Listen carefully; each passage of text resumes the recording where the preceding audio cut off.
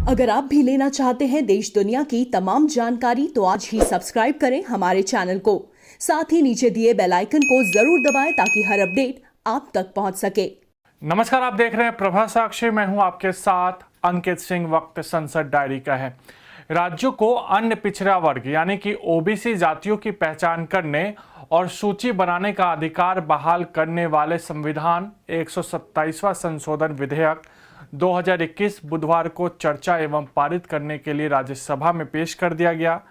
पहली बार के स्थगन के बाद दोपहर 12 बजे जैसे ही सदन की कार्यवाही प्रारंभ हुई, वैसे ही संसदीय कार्य मंत्री प्रहलाद जोशी ने प्रश्नकाल स्थगित कर संविधान 127वां संशोधन विधेयक 2021 पर चर्चा कराने का प्रस्ताव रखा, जिस पर सदन ने सहमति जताई। इसके बाद सामाजिक न्याय एवं अधिकारिता मंत्री वीरेंद्र कुमार ने संशोधन का प्रस्ताव पेश किया और कहा कि इस विधेयक पर चर्चा करने के लिए सर्वानुमति बनी है, जो इतिहास की रचना करने की दिशा में एक कदम है।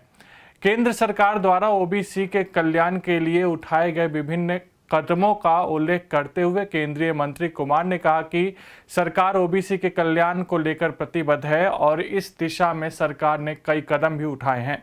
भारतीय जनता पार्टी ने बुधवार को कांग्रेस पर निशाना साधते हुए राज्यसभा में कहा कि देश में लंबे समय तक शासन करने वाली यह पार्टी अन्य पिछड़ा वर्ग यानी कि ओबीसी की हितैषी होने का दावा करती है, लेकिन ओबीसी के उत्थान को लेकर गठित विभिन्न आयोगों की सिफारिशों को उसने लागू करने के बजाय हमेशा ठंडे बस्ते में ही डाला है। कांग्रेस ने राज्यों को अन्य पिछड़ा वर्ग ओबीसी जातियों की पहचान करने और सूची बनाने का अधिकार बहाल करने वाले संविधान 127वां संशोधन विधेयक 2021 का समर्थन किया है और 50% आरक्षण की सीमा को खत्म करने की वकालत की है।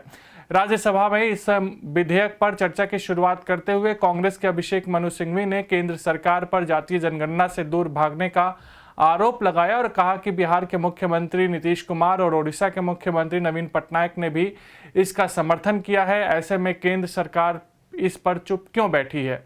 इस विधेयक को कल लोकसभा में मंजूरी मिल चुकी है। संसद के मानसून सत्र के लिए लोकसभा की बैठक बुधवार को अनिश्चितकाल के लिए स्थगित कर दी गई। पेगासस जासूसी मामला, 3 केंद्रीय कृषि कानून को वापस लेने की मांग सहित अन्य मुद्दे पर विपक्षी दलों के शोर शराबे के कारण पूरे सत्र में सदन के कामकाज बाधित रहा और सिर्फ 22% कार्य ही हो सका है। लोकसभा अध्यक्ष ओम बिरला ने सुबह कार्यवाही शुरू होने पर बताया कि 17वीं लोकसभा की छठी बैठक 19 जुलाई 2021 को शुरू हुई और इस दौरान 17 बैठकों में 21 घंटे 14 मिनट का कामकाज हुआ। उन्होंने कहा कि सदन में कामकाज अपेक्षा के अनुरूप नहीं रहा है। बिरला ने बताया कि व्यवधान के कारण 96 घंटे में करीब 74 घंटे कामकाज नहीं हो सका। लोकसभा अध्यक्ष ओम बिरला ने मानसून सत्र में सदन की कार्यवाही सुचारू तरीके से नहीं चलने पर दुख प्रकट करते हुए बुधवार को कहा कि सदन की कार्यवाही सहमति एवं सामूहिक जिम्मेदारी के साथ चलनी चाहिए, लेकिन आसन के समीप आकर सदस्यों का तख्तियां लहराना, नारे लगाना परंपराओं के अनुरूप नहीं है। बिरला ने यह भी कहा कि उन्हें नए संसद भवन का निर्माण अगले वर्ष 15 अगस्त से पहले पूरा होने की उम्मीद है। इस छठे सत्र के अंदर अपेक्षाओं के अनुरूप सदन का कामकाज नहीं हुआ, इसको लेकर मेरे मन में वेदना है। मेरी कोशिश रहती है सदन में अधिकतम कामकाज हो, विधायी कार्य भी हो, जनता से जुड़े मुद्दों पर भी चर्चा हो,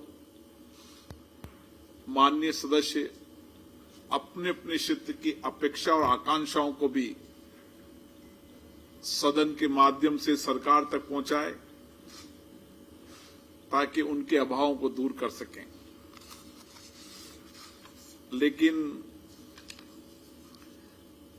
इस बार लगातार गतिरोध रहा